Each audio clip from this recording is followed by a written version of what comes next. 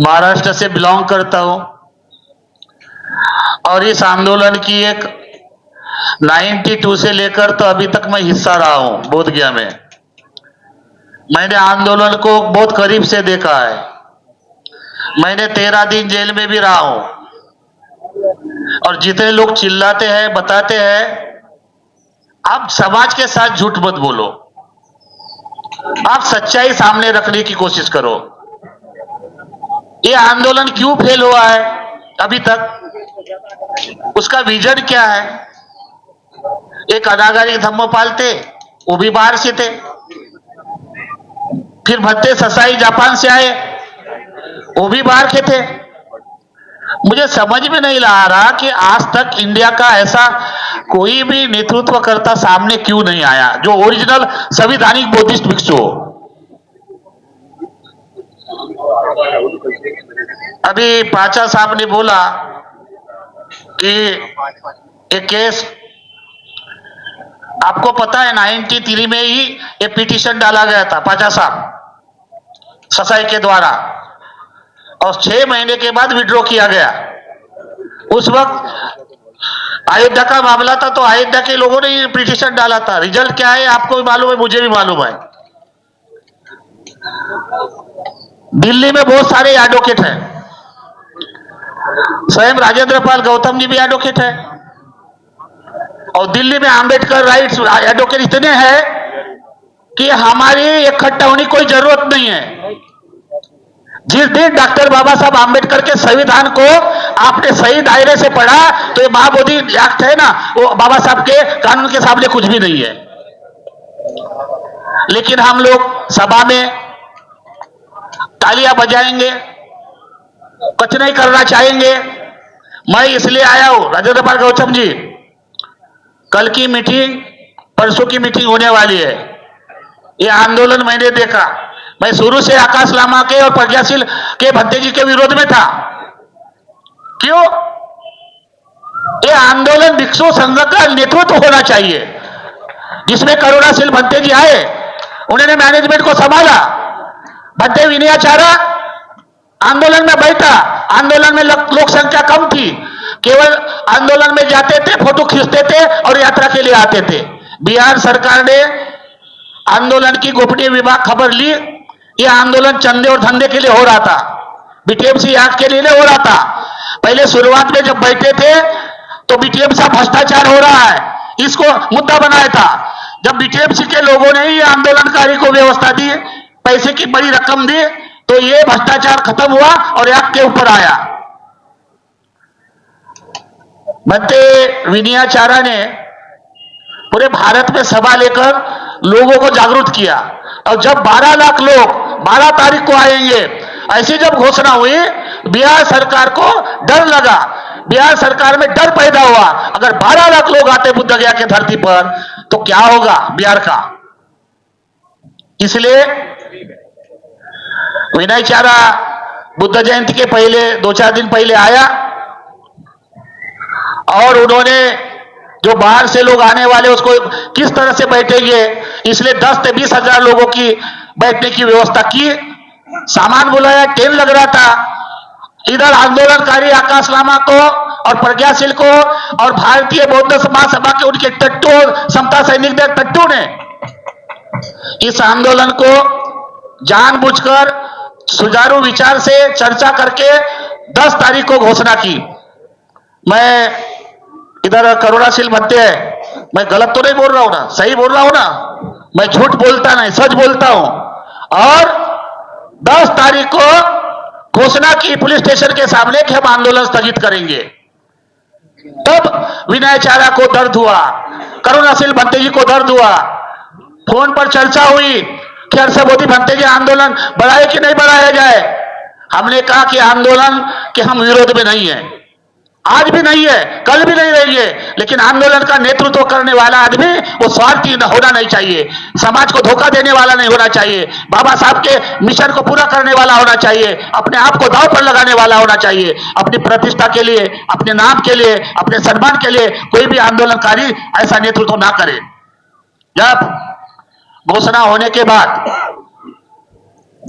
10 तारीख को रात के 11 बजे बनते करुणाशील, बनते विनयाचार्य ने कॉन्फ्रेंस ली और कॉन्फ्रेंस में घोषणा की गई कि हम आंदोलन कम नहीं करेंगे, आंदोलन को हम स्थगित नहीं करेंगे। मजे की बात यह है, यह सुनने वाली बात है, जब आकाश लामा ने आंदोलन स्थगित किया, जब ये दूसरे दिन जाकर बैठे तो आकाश लामा के कुछ लोग और समता दैनिक सभा कुछ लोग, भारतीय बौद्ध महासभा के कुछ लोग वहां पर आके बैठे और दोनों गुट में टकराव हुआ, फाइटिंग हुई, चर्चा हुई। इधर बीटीएमसी में अकाउंटेंट के पद पर सुजीत मिश्रा नाम का व्यक्ति है, उन्होंने 11 तारीख को बीटीएमसी में मीटिंग लिया और गया के जो साधु सन्यासी है, बुद्ध गया के साधु सन्यासी है, मीटिंग करके राज्यपाल बुद्ध जयंती में आ रहा है, इसको किस तरह से डाइवर्ट करना और दो समाज में उन्माद पैदा करने की प्लानिंग करके मां बोधि महाविहार के गर्भागार में पूजा होने के बाद बिहार के राज्यपाल उनके द्वारा सन्यासी द्वारा पूजा हुई हिंदू धर्म के, और वो पूजा वायरल की गई। महाराष्ट्र के लोग और विभिन्न राज्य के लोग ये वायरल वीडियो देखकर उनके दिल में नफरत हुई, दर्द हुआ कि हम बाबा साहब के मानने वाले हैं, हम बुद्ध को मानने वाले हैं और आज बुद्ध की जयंती है और बुद्ध के गर्भागार में हिंदू धर्म के सन्यासियों के साथ पूजा क्यों की गया है। इसलिए कुछ महिलाओं ने विरोध किया, कुछ महाराष्ट्र की महिला आंदोलनकारी आकाश लामा और प्रज्ञाशील के पास गई। प्रज्ञाशील के पास, आकाश लामा के पास जाने के बाद उन्होंने कहा कि हमारे साथ ऐसा ऐसा हो रहा है, लेकिन आंदोलनकारी की भाषा क्या है, मार से ना आए हैं, मेरा बीपी बढ़ाने के लिए, मेरा शुगर बढ़ाने के लिए। उस वक्त विनय चारा को बुलाया गया और विनय चारा भंते जी ने अपने आप को नहीं देखा और वहां पर जाकर हल्ला किया और मैंने भी फोन किया कि 50 लड़के जय श्री राम वाले बुलाए आपस में टकराव करने के लिए। जब विनय चारा ने वातावरण शांत किया, रात के 11 बजे, मैं सबूत के साथ बोल रहा हूं, रात के 11 बजे प्रज्ञाशील भंते जी ने जो भिक्षु सुमित पाल बनाया, जो भंते सुशील पाल बनाया, एफआईआर दर्ज की, वहां पर पुलिस वाले को बताया और बिहार के पुलिस वालों ने 3 बार वो कागज फाड़ के कलम डाल के रात के 2 बजे विनय चारा को हटाया लिया। रात के 3 साढ़े 3 बजे मुझे फोन आया, यहां पर भंते जी बुद्ध प्रताप है ना बैठे हुए, हाथ ऊपर करो, अब है ना। प्रयास किया गया, डीएम को फोन किया, एसपी को फोन किया कि विनय चारा को क्यों हटाया गया, क्यों उठाया गया, कौन सी जगह है। उन्होंने 24 घंटे के बाद कहा कि हमने कोर्ट में पेश किया।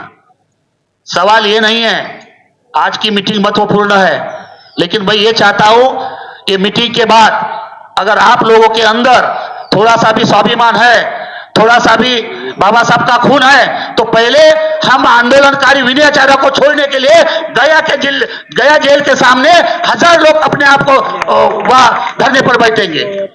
बिहार की सरकार हिलेगी नहीं, भंते जी ने कहा। बिहार के वोट नहीं डालते, मैं महाराष्ट्र से हूं, लेकिन एक वोट मैंने अपना डालकर सरकार गिराने का काम किया, एक वोट डालकर मैंने सरकार गिराने का काम किया, चाहे प्रशासन हो, चाहे डीएम हो। अभी हमको माननीय राजेंद्र पाल गौतम जी कल मीटिंग एक राष्ट्रीय कार्यकारिणी बनानी होगी, 3 तरह से आंदोलन करना होगा, मेरे ध्यान पर ध्यान दीजिए। एक, ये आंदोलन तेज होना चाहिए, एक इसकी कमेटी होनी चाहिए जो नेतृत्व कर सके। दूसरी बात, याद का मामला आता है तो माननीय राजकीय मुद्दा आता है, तो राजकीय प्रावधान किस पर बढ़े, इसलिए कमेटी होनी चाहिए।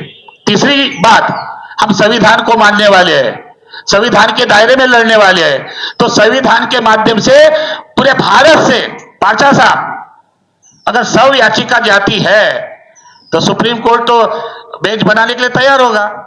इसमें हम लड़ाई नहीं लड़ते, इसमें लड़ाई लड़ते। अगर 100 याचिका सुप्रीम कोर्ट में जाती है तो सुप्रीम कोर्ट का जस्टिस अभी बौद्ध है, उसको भी मजबूर करेंगे। अपने आप को बौद्ध कहने वाला है तो बौद्धों को न्याय दो, बौद्धों को न्याय दो। अगर बौद्धों को न्याय नहीं दिया तो उनको भी ये समाज कभी माफ नहीं करेगा।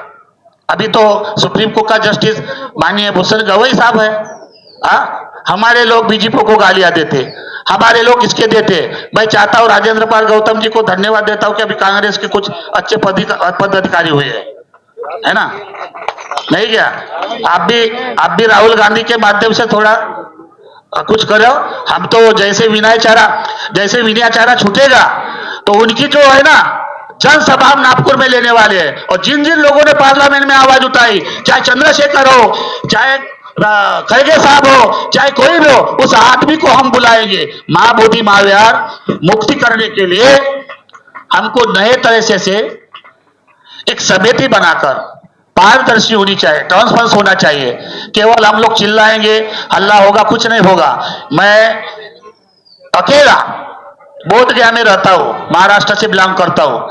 जितने भी देश की इंडस्ट्रियां है, डीएम है, सचिव है, सब घबराते हैं।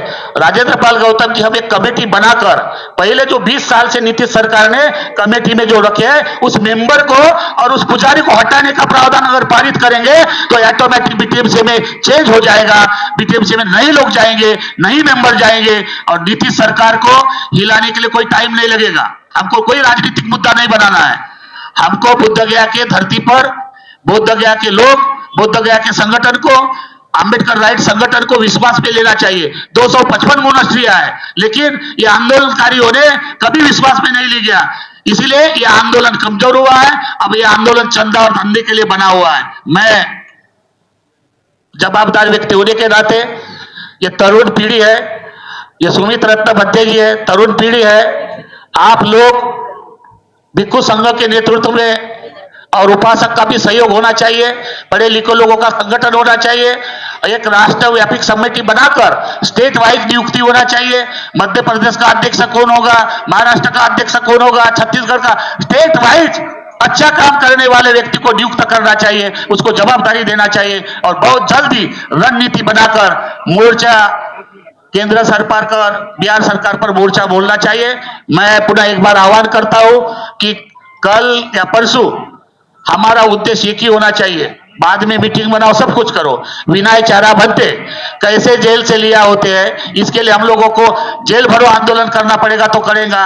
बोध गया में जेल के सामने धरना प्रदर्शन करना पड़े तो करेंगे, लेकिन विनय चारा को पहले रिहाई करेंगे, तभी हम अगला कदम उठाएंगे। इसी आशा और भावना के साथ मैं आप सबका शुक्रिया अदा करके आप सभी को धन्यवाद देते हुए बाबा साहब के इस मिशन को, मोनेस्ट्री को आगे बढ़ाने के लिए हम सब मिलकर आपस में गट ठट भुलाकर राजनीतिक व्यवस्था, राजनीतिक बैनर अलग देकर एक भिक्खु संघ का संगठन करके, नेतृत्व का भिक्खु संघ का होकर इस बुद्ध गया को अंजाम देंगे। इसी आशा और भावना के साथ मैं अपनी बात को विराम देता हूं। धन्यवाद।